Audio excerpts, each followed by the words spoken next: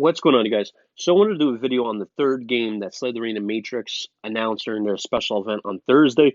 So let's cover Flashpoint campaign, Southern Storm. I didn't play previous Flashpoint campaigns, so I'm kind of interested to see where this is all about. I know it's Cold War era, but let's dive right into it. All right, so it's a war game set in the summer of 1989, conclusion of the Cold War, just like the previous Flashpoint campaign's title. It is focused managing fast tempo combined arms forces in the Cold War era with an accurate representation of concepts relevant to warfare in the era and rarely represented by other games.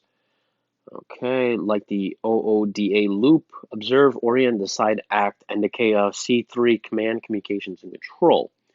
New factions are now available on top of the ones present in the original game. So you got US, UK, West Germany, and Soviet Union.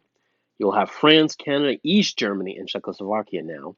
It is entirely set in the south of Germany, and players will have 16 standalone scenarios and 4 campaigns at their disposal. User interface has been completely revamped with new and improved ways to display information as well as new map overlays. Combat model has been deepened all around while the AI has been improved in its group thinking. More units, more formations, more information all around with particular focus on what is special about certain platforms, weapons, and sensors. Actual regional weather data. This is a strong impact on spotting and weapon systems. That's cool.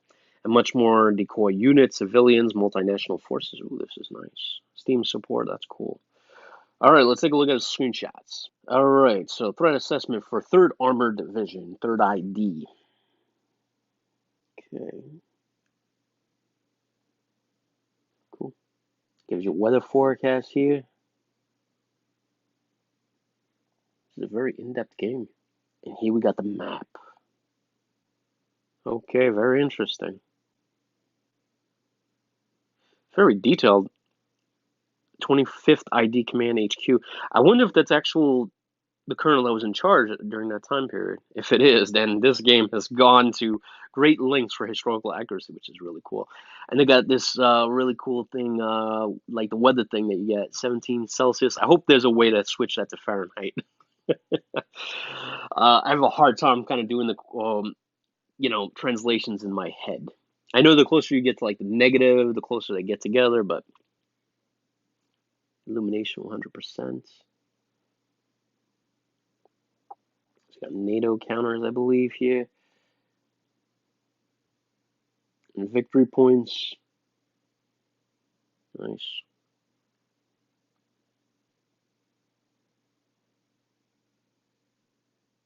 Wow, this game is really in depth here. Wow. This is like Grognard, maybe even further than Grognard level. Sit rep.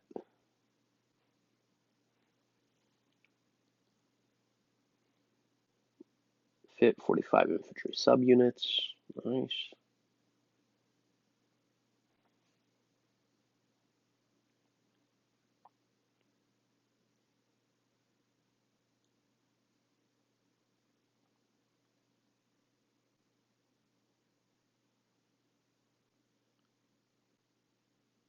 Lieutenant Commander Jones.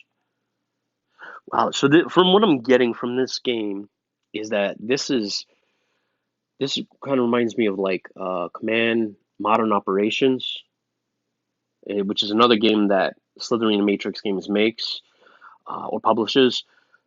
And from what I'm getting from this is kind of like bare bones realistic. Like this is like if you actually wanted to be the CO during, well, basically a Cold War era war, right?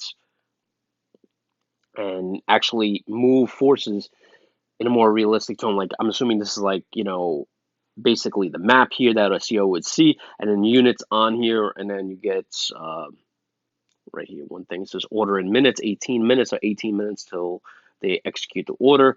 So really, really heavy in the detail, which is really cool. The one thing I really like about Slytherin and Matrix is you have games for all occasions. So what I mean by that is like if you want to play a World War II game, you have Strategic Command World War II, World at War, where you can play, a more generalized World War II era game. And then if you want to go a little bit deeper, you can go into War Plan. And if you want to go even deeper, they have games like War in the Pacific kind of games. And then if you want to go full on, like you're actually in the talk, games like this. So this is generally what you would see like in a talk. So if you want an officers in there getting briefings, basically nothing like the enlisted would see unless you're really high up in enlisted, probably like a first sergeant or sergeant major, command sergeant major kind of thing. Wow. All right, nice. So yeah, I mean, for me, there are a few times where I want to kind of like dive into games like this, where you're in like the TOC Tactical Operations Center, and you're making key moves, and you're dealing with a lot of data, right? And working with like the S1 or S2 or the G1, G2, all that, right? But me, I'm more in that middle zone, right? So I love playing games like Strategic Command. They're incredible. But if I want like I'm usually more for like that middle of the road, not all the way where you have War in the Pacific, and there's sometimes I love playing War in the Pacific, but I'm more kind of like right in that middle of the road. Sometimes I go to the other, to the left and right. I want something more generalized, something more heavier in detail, but I really love how they have games for every single mood that you're in. All right, guys. Hopefully, you guys enjoy this. I will catch you next one. See you then.